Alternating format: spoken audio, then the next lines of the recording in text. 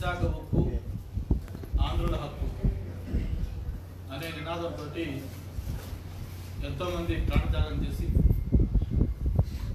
సాధించుకున్న Visakha steel plant 100% privatisation అవుతుంది అన్న వార్త తెలిసిన దగ్గర నుంచి కూడా రాష్ట్రంలో కాదు, దేశంలో కాదు, విదేశాల్లో ఉన్న తెలుగు వాళ్ళందరూ కూడా ఒక షాక్ గురైన విషయం మనం చూస్తా ఉన్నాం.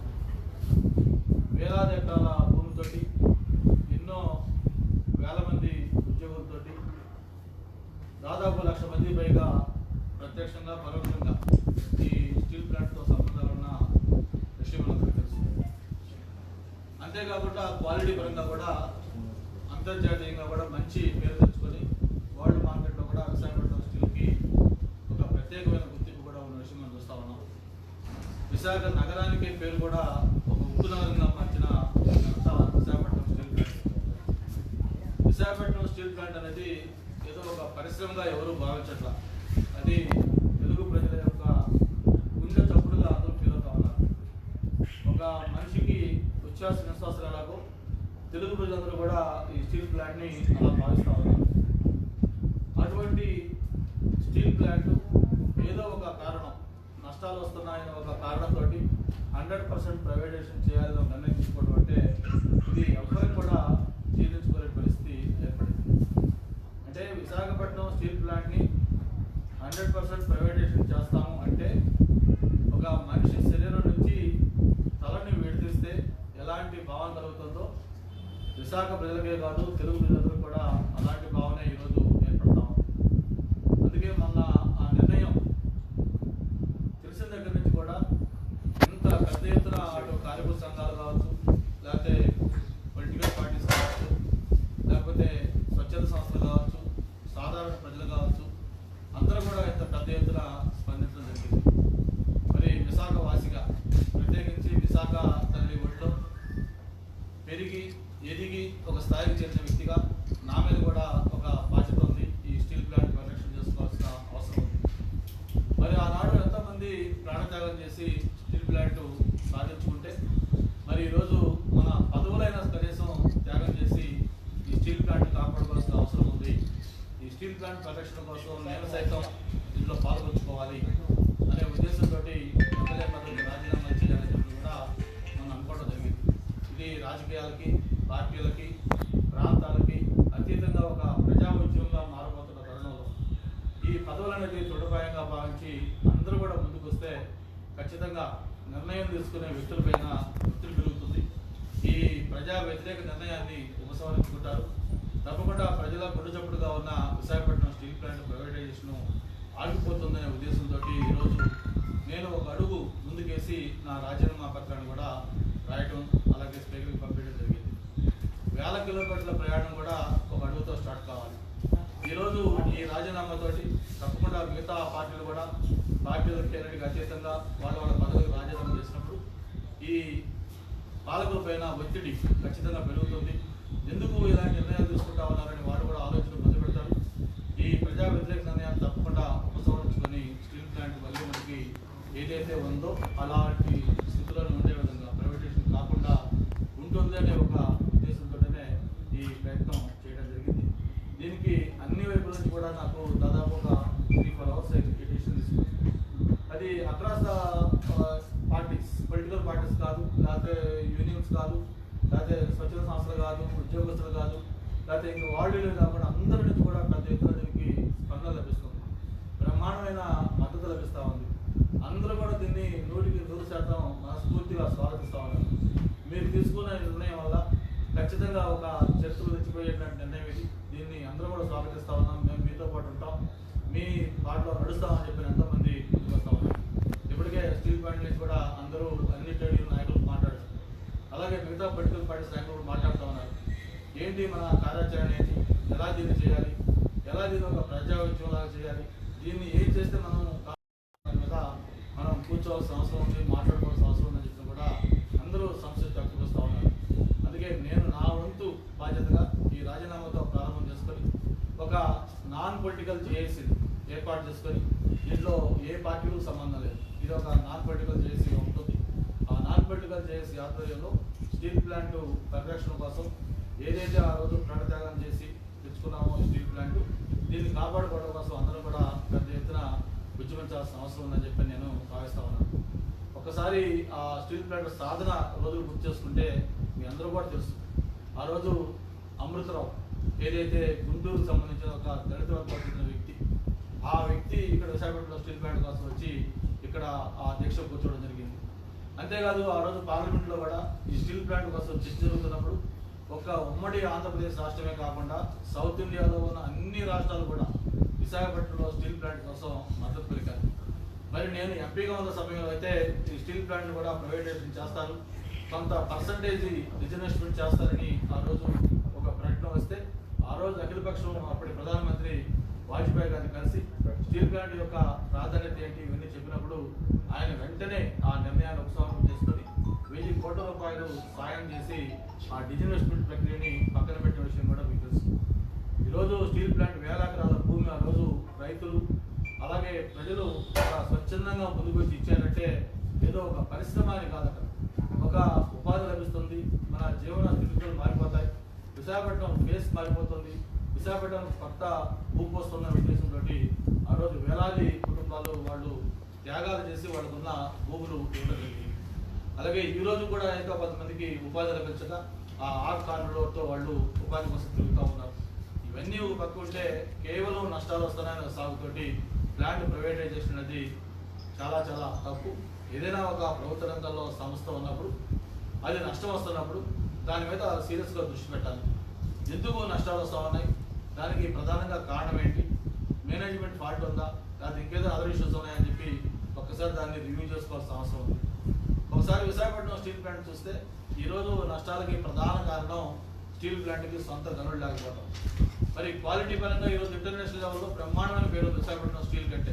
ఇప్పుడే నేను కొంతమంది బిల్డర్స్తో మాట్లాడాను, ఏంటి విశాఖపట్నం స్టీల్ అంటే వాళ్ళు ఎంత అన్నారు, సార్ టన్నుకి 1000-2000 రూపాయలు ఎక్కువైనా సరే మేము విశాఖ స్టీలే వాడతాం, ఎందుకంటే అటువంటి క్వాలిటీ ఉంది ఇట్లా అని చెప్పి వాళ్ళు చెప్పడం జరిగింది. మరి ఈరోజు ఎంతోమంది ప్రైవేట్ వ్యక్తులకి కార్పొరేట్ సంస్థలకి మైన్స్ మనం గవర్నమెంట్లో అలొకేట్ చేస్తా ఉన్నాయి. అటువంటిది ఒక మంచి మైన్ స్టీల్ ప్లాంట్ కూడా అలొకేట్ చేస్తే దాదాపు టన్నుకి 5,000 రూపాయల పైన ఖర్చు ప్రొడక్షన్ కాస్ట్ అవుతుంది. ఖచ్చితంగా స్టీల్ ప్లాంట్ లాభాల బాటలో వస్తుంది. మరి అటువంటి చర్యలు తీసుకోవాలి తప్ప ఒక ప్రజల గుండె చప్పుడు లేకపోతే ఒక ప్రజలతో మమేకమై ఉండాల్సిన ప్రభుత్వాలు ఏదైనా నిర్ణయాలు తీసుకునేటప్పుడు ఆ విధంగా ఆలోచించాలి తప్ప దీన్ని ప్రైవేటైజ్ చేద్దాం, దీన్ని బట్టను వదిలించుకుందాం అని చెప్పి ఆలోచన చేయడం కరెక్ట్ కాదు. దీన్ని రాజకీయాలకు అతీతంగా ప్రాంతాలకు అతీతంగా ఒక ప్రజా ఉద్యమాలకు తీసుకెళ్ళి దీన్ని కాపాడుకోవాల్సిన బాధ్యత ఉందని చెప్పి నేను నిర్ణయం తీసుకోవడం జరిగింది. ముఖ్యంగా ఏ ఉద్యమం సక్సెస్ కావాలన్నా కూడా మీడియా ప్రధానమైన పాత్ర పోషించాలి. మనం గతంలో అనేక ఉద్యమాలు చూసాం, ప్రతి ఉద్యమం సక్సెస్లో కూడా మీడియా రోల్ ప్రముఖంగా ఉంది. మీరు 2 రోజుల నుంచి చూస్తా ఉన్నాను, అటు సోషల్ మీడియా కావచ్చు, ఎలక్ట్రానిక్ కావచ్చు, ప్రింట్ కావచ్చు, అందరూ కూడా దీనికి మంచి కవరేజ్ ఇస్తూ ఉన్నారు, ప్రజలకు తీసుకెళ్తా ఉన్నారు. రాబోయే రోజుల్లో మంచి ప్రజా ఉద్యమంగా మారడానికి మీ వంతు సహకారం కూడా కావాలని, ఏదైతే నిర్ణయం తీసుకునే వ్యక్తుల యొక్క మనసు మారే విధంగా వాళ్ళపైన ఒత్తిడి తెచ్చే విధంగా ఈ ఉద్యమాన్ని ముందుకు తీసుకెళ్లాలని చెప్పి కూడా కోరుకుంటూ, నిర్ణయం తీసుకునే పాలకులు ఏదైనా ఒక ప్రజా వ్యతిరేక నిర్ణయం తీసుకుంటే దాని రిప్రికేషన్స్, రియాక్షన్స్, దానికి సంబంధించిన ఫలితాలు ఏ విధంగా వస్తాయో మనం గతంలో చాలాసార్లు చూస్తాం. ఇప్పుడు రైతులు చేస్తున్న పోరాటం చూస్తూ ఉన్నాం. ఏదైతే 66 రోజులుగా చలి ఏమీ లెక్క చేయకుండా రోడ్ల పైన పడుకుంటూ వాళ్ళు ఒక మక్కువ దీక్షతోటి వాళ్ళ యొక్క పోరాటం కొనసాగిస్తూ ఉన్నారు. గతంలో తమిళనాడులో ఒక జల్లికట్టు ఉద్యమం వచ్చింది, దాన్ని ఎలాగ వాళ్ళు పోరాటం చేశారో మనం చూస్తూ ఉన్నాం. అలాగే ఈరోజు విశాఖ ఉక్కు పరిరక్షణ ఉద్యమం కూడా ఒక ప్రజా ఉద్యమంగా దీన్ని మలుచుకోవాల్సిన అవసరం ఉంది. రాజకీయాలకో లేకపోతే పార్టీలకో దీన్ని క్లెయిమ్ చేసుకోకుండా ఒక ప్రజల ఆలోచించి ఈ స్టీల్ ప్లాంట్ పరిరక్షణ కోసం అందరం కూడా కృషి చేయాల్సిన అవసరం ఉందని చెప్పని మరొకసారి మీ ద్వారా అందరూ కూడా తెలియజేసుకుంటూ, ఈ నాన్ పొలిటికల్ జేఏసీని తొందరలో ఏర్పాటు చేసుకుంటాం. ఆ నాన్ పొలిటికల్ జేఏసీ ఆధ్వర్యంలో అన్ని పార్టీలు కూడా కలుపుకొని ముందుకు తీసుకెళ్ళి స్టీల్ ప్లాంట్ పరిరక్షణ కోసం అందరం కూడా కృషి చేస్తామని చెప్పి మీ అందరికీ మనం చేస్తాం.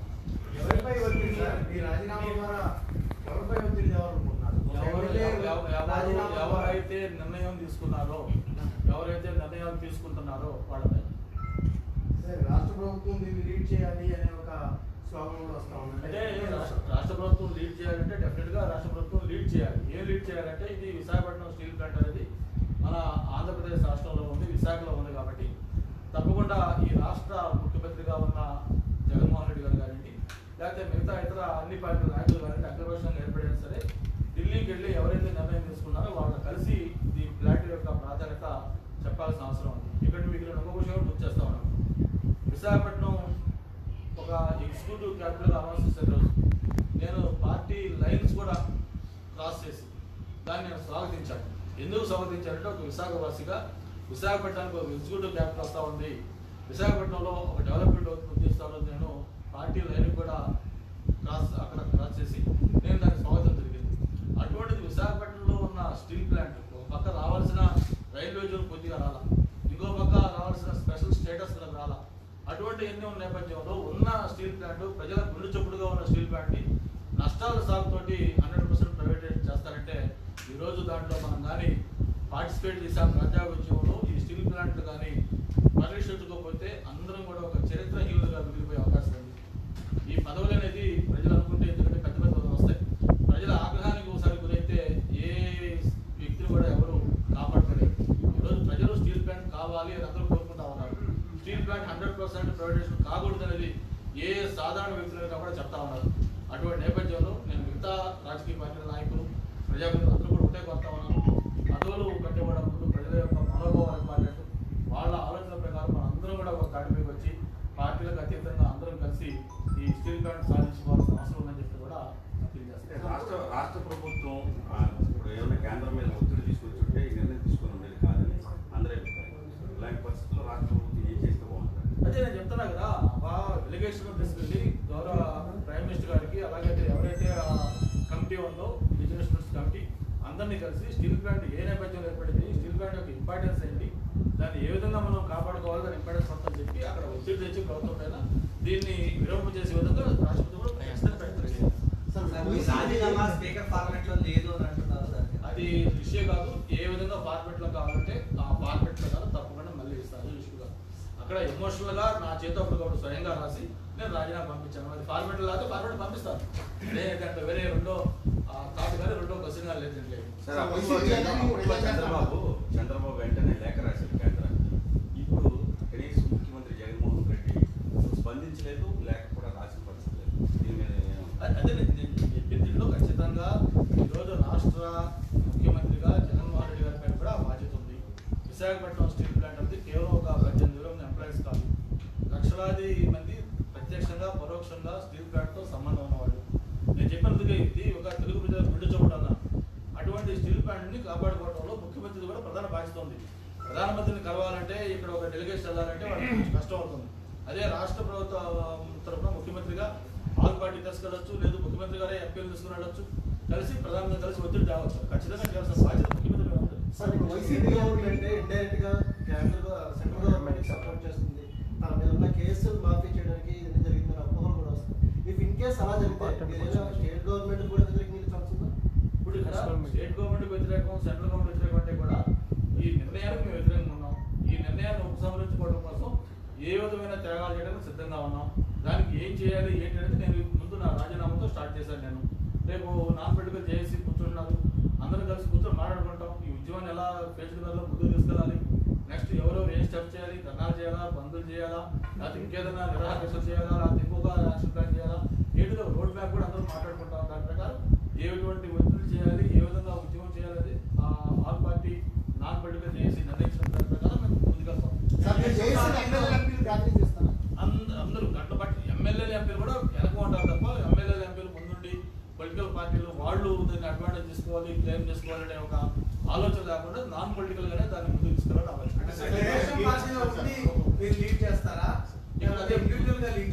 ఇదే చెప్పాను మీకు. పార్టీలకు అతీతంగా, పార్టీలకు సంబంధం లేదు.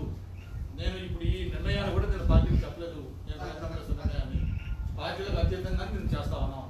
ఇక్కడ నా ఇంట్రెస్ట్ ఎస్పెషలీ నా ప్రత్యేకంగా నా ఆలోచన ఏంటంటే, నేను 1980లో ఒక స్టూడెంట్గా ఆంధ్ర యూనివర్సిటీకి వచ్చాను. ఇక్కడ నేను లా కంప్లీట్ చేసిన తర్వాత ఒక చిన్న ఉద్యోగం చేసుకుని బిజినెస్ స్టార్ట్ చేసి పొలిటికల్గా కెరీర్ ఇక్కడ స్టార్ట్ చేసుకొని ఈరోజు నాకు ఒక గుర్తింపు గౌరవం వచ్చింది విశాఖపట్నం. అటువంటి విశాఖపట్నంలో ఉన్న ఈ ఇండస్ట్రీ ఒక క్లిష్ట పరిస్థితిలో ఉంది. ఇది 100% ప్రైవేటైజేషన్ కాబోతా ఉంది. ఇవన్నీ కూడా దృష్టిలో పెట్టుకుని ఆ గుర్తింపుగా నాకు ఇచ్చిన విశాఖపట్నానికి న్యాయం జరగాలి, ఈ స్టీల్ ప్లాంట్ ఎక్కడ ఉండాలనే ఉద్దేశంతో మేము తీసుకున్న నిర్ణయం. సార్ గత ప్రభుత్వాలన్నీ ఇప్పుడు వైసీపీ కానీ ఇంకా ముందున్న టీడీపీ వీటన్నిటికీ బాధ్యత ఉంది. స్టీల్ ప్లాంట్ సొంత గనులు ఈ విషయాన్ని మీరు ఒప్పుకుంటారా? తప్పకుండా. ఎందుకంటే ఇది ఏదో ఇప్పుడు ఒక వైసీపీని బ్లేమ్ చేయటం లేకపోతే ఇంకొకరిని పొగట్టం ఇక్కడ కాదు. స్టీల్ ప్లాంట్ ఏర్పడిన దగ్గర నుంచి కూడా ఇప్పుడు దాకా స్టీల్ ప్లాంట్కి సొంత గనులు లేకపోవడం అనేది అందరి వైఫల్యం. ఆ స్టీల్ ప్లాంట్కి సొంత గనులు ఏమంటే ఈరోజు నష్టాలు వస్తున్నాయనే సాగుతోటి ఈ స్టీల్ ప్లాంట్ ప్రొడక్షన్ అనే పరిస్థితి వచ్చేది కాదు. ఎందుకంటే దాదాపు టన్నుకి 5,000 రూపాయల పైన ప్రొడక్షన్ కాస్ట్ మైన్స్ ఉంటుంది. సార్ మీరు నాన్ పొలిటికల్ చేసి అంటారు, ఓకే, కానీ మొదటి నుంచి కూడా స్టీల్ ప్లాంట్ సొంత గనుల కోసం కానీ నష్టాలు రావట్లేదు, లాభాలు వస్తాయి. సిపిఎం పార్టీ పోరాడుతుంది మొదటి నుంచి కూడా. ఇప్పుడు సిపిఎం పార్టీ మొదటి నుంచి పోరాడుతుంది, సిఐటి వామపక్షాన్ని కూడా పోరాడుతుంది. వాటిని కూడా మీరు తప్పుకుంటారు. తప్పకుండా వాళ్ళు ఖచ్చితంగా ఉంటారు. ఆల్రెడీ నరసింహ మాట్లాడారు, కలుపుతా ఉన్నారు, కలుస్తున్నాం. సిపిఎంఏ కాదు, ఈ స్టీల్ ప్లాంట్ ప్రొటెక్షన్ కోసం ఎవరైతే ముందుకు వస్తారో వాళ్ళందరూ కూడా ఇల్లు తప్పుకుంటారు.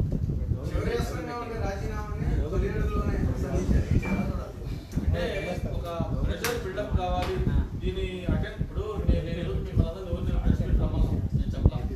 నేను ఒక చిన్న రాజీనామా చేస్తానని ఒక టీవీ ఒక పర్సన్కి నేను ఇంటర్వ్యూ ఇస్తే విత్ ఇన్ నో టైం ఇది వైట్ ఫైర్ అయిపోయింది. ఎందుకు అయిందంటే దాని అటెన్షన్ అందరూ అటెన్షన్ డ్రా చేసింది. మీరు ఇంతమంది నేను 5 o'clock అంటే కూడా కాదు, నేను లంచ్ చేయలేదు, మాకు ఇప్పుడే కావాలి, మాకు నా టీవీలో రావాలి అని చెప్పి ఎందుకు మాట్లాడగలరంటే దాని అటెన్షన్ అర్థం వచ్చింది. కాబట్టి ఒక ఎమ్మెల్యే రాజీనామా చేస్తే అటెన్షన్ వస్తే అదే సపోజ్ విశాఖపట్నంలో ఉన్న 15 మంది ఎమ్మెల్యేలు, 3 ఎంపీలు, రాజ్యసభ సభ్యులు అందరూ రాజీనామా చేశారు అనుకోండి, 22 పార్టీస్ ఏమవుతుంది? ఖచ్చితంగా పార్లమెంట్ కూడా స్తంభిస్తారు. ప్రైమ్ మినిస్టర్ కూడా ఖచ్చితంగా ఆలోచిస్తారు, ఎందుకు ఈ విధంగా చేస్తామన్నారు, ఏంటి నిజంగా అంత ఎమోషనల్ ఇష్యూ ఉన్నది, ఏదో ఒక ఇండస్ట్రీ ప్రైవేటైజ్ చేస్తే ఎందుకు అంత పెద్ద రియాక్షన్ వచ్చిందని చెప్పి వాళ్ళు కూడా రీథింక్ చేస్తారు. అటువంటి ఇంపార్టెన్స్ వస్తుంది కాబట్టి రాజీనామా అస్త్రం ఈరోజు పెట్టడం జరిగింది. రాజీనామా వల్ల ఆ స్టీల్ ప్లాంట్ ప్రదర్శన జరిగి నిజంగా 100% ప్రైవేటైజేషన్ కాకుండా ఆగిపోతే అంతకంటే మాకు ఉండే సాటిస్ఫాక్షన్ ఏది లేదు. అందుకే అటువంటి దానికి మేము స్టెప్ తీసుకుంటాం. నీతి ఆయోగ్ రికమెండేషన్ ప్రకారం అనేది ప్రైవేటైజేషన్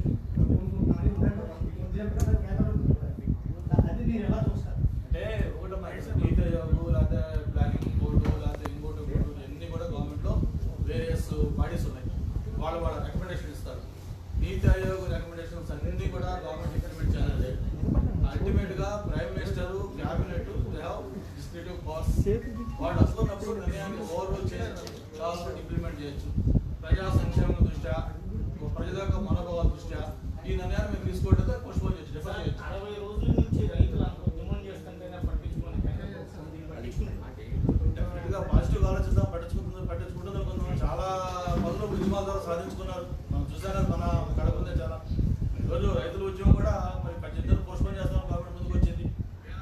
మరి గవర్నమెంట్ ముందుకు వచ్చిందంటే పూర్తిగా క్లోజ్ చేస్తామని చెప్పాల, కొంత డిఫర్ చేస్తాం, పోస్ట్పోన్ చేస్తాం అన్నారు కదా. ఓకే రాజీనామాలకు అందరూ సిద్ధంగా కాకపోతే వాళ్ళకి ఏ దృష్టితో చూడాల్సిన అవసరం లేదు. అది మీరు చెప్పండి, ఎదురు చూద్దాం. రాజీనామాలో ఒత్తిడి వస్తుంది, అప్పుడే నేను అనుకుంటున్నాను డెఫినెట్గా రాజీనామాకు రాని వాళ్ళని అలా చూడాల్సిన అవసరం లేదు. ఎలా అది ప్రజలు నిర్ణయిస్తారు, ఎలా చూస్తారు. గత 2-3 ఉద్యమాల్లో రాజీనామాలు కారణం మనం అనబడుతూ వచ్చాం. సో ఇది కూడా అందుకే ఇప్పుడు రాజీనామాలు ఉద్యమం ఊపందుకొని వాళ్ళందరూ రాజీనామాలు అవసరము అని ప్రజలు ఫీల్ అయినప్పుడు రాజీనామాలు చేయకపోతే వాళ్ళు ఎలా చూస్తారంటే పబ్లిక్ డిసైడ్ చేస్తారు. ఈ రాజీనామాతో తెలుగుదేశం వాళ్ళు ఎవరైనా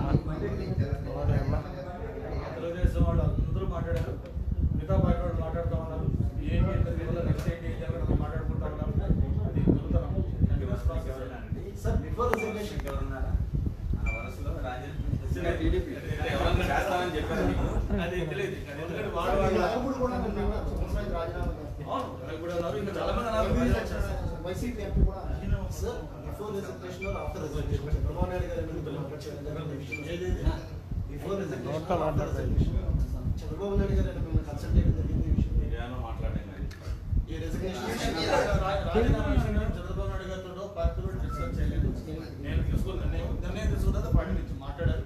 ఏంటంటే ఇట్లా అవసరం ఉంది, ఇక్కడ ప్రజా మనోభావాలు ఎలాగా ఉన్నాయి, ప్రజల ఆలోచనలు ఎవరైనా ఉన్నాయి, ఇట్ ఇస్ పీపుల్స్ మూవ్మెంట్. ఇది ఖచ్చితంగా దాంతో మనం సేవ్ కావాల్సిన అవసరం ఉంది. ఈ పదవుల కంటే కూడా ప్రజలతో సేవ్ కావాల్సిన అవసరం ఉంది చెప్పడం జరిగింది. అందరూ కూడా దీన్ని యాక్సెప్ట్ చేశారు. చాలా మంచి నిర్ణయం. నాకు ఈరోజు డెసిషన్ తీసుకున్న తర్వాత మాట్లాడిన ఏ ఒక్క వ్యక్తి కూడా తొందరపడ్డామని కానీ ఎందుకు హేస్టీ డిసిషన్ కానీ లేకపోతే కూడా మాట్లాడాలి. ఎవరు మాట్లాడినా కూడా చాలా చాలా పాజిటివ్గా, ఎందుకంటే అక్కడ ఇది నా గొప్పతనం లేకపోతే ఒకటి కాదు, అక్కడ ఇష్యూకున్న స్ట్రెంత్. స్టీల్ ప్లాంట్ 100% ప్రైవేటైజేషన్ అనే వార్త ఏ ఒక్కరికి డైజెస్ట్ కాదు. ఆ వార్తలో ఆ ఇష్యూలో స్ట్రెంత్ ఉంది కాబట్టి తీసుకున్న డిసిషన్కి ఇంపార్టెంట్ వచ్చింది. ఇది కాకుండా ఏదైనా ఒక వేరే సిల్లీ రీజన్కో పొలిటికల్ రీజన్కో రిజైన్ చేస్తే వీళ్ళు 1/4 కూడా దాన్ని యాక్సెప్ట్ చేయరు. ఏదో పొలిటికల్ రీజన్ అవుతుంది తప్ప ఇష్యూలో స్ట్రెంత్ ఉంది కాబట్టి దాన్ని అందరూ యాక్సెప్ట్ అంటే చేస్తారు. మీరు ఎప్పటి నుంచో రాజీనామా చేస్తారు కలిసి వచ్చిందండి. మీరు చెప్పాలి కదా, వచ్చిందేమో తెలియదు కదా నాకు. నేనైతే విశాఖవాసిగా విశాఖపట్నం సో ఉన్న అనుబంధం దృష్ట్యా ఒక విశాఖపట్నంలో ఉచ్ఛ్వాస నిశ్వాసాలుగా ఉన్న స్టీల్ ప్లాంట్ ప్రైవేటైజేషన్ అనే వార్త మాకు డైజెస్ట్ కాలేదు. ప్రజలు కూడా అదే ఫీల్ అవుతా ఉన్నారు. సో ప్రజలతో పాటు ప్రజాప్రతినిధులు ఉండాలి అనే ఉద్దేశంతో ఈ పదవులు అనేది ఇంపార్టెంట్ కాదు అని నిర్ణయం తీసుకున్నాను. రాజీనామా కాదు ఇది. అంటే గంటగా మేము మరోసారి ఫలించుకోవాలి. దీంట్లో వ్యూహాన్ని అనుకోవట్లేదు, స్ట్రాటజీనో లేకపోతే కూడా కాదు. అందులో ఏదో మెలికేదో పెట్టారంట. ఏంటిది? కేంద్రం ప్రైవేటైజ్ చేసింది. తీసుకున్నట్లయితే రాష్ట్రంలో నేను నా రాజీనామా ఎమ్మెల్యే పదవికి రాజీనామా చేస్తున్నాను. స్టీల్ ప్లాంట్ 100% ప్రైవేటైజేషన్ అని ప్రొటెస్ట్ రాజీనామా ఇచ్చాను. అది ఫార్మెట్ లో లేదు, మీరు అంటున్నారు. ఫార్మెట్ అంటే ఫార్మెట్ ఏంటో చెప్తే స్పీకర్ గారిని అడుగుతాను. ఆ ఫార్మెట్ ఏంటుందో ఆ ఫార్మెట్ ప్రకారం అక్షరం పొలుగా కూడా రాసిస్తాను. ఇంకా ఓకే, థ్యాంక్ యూ.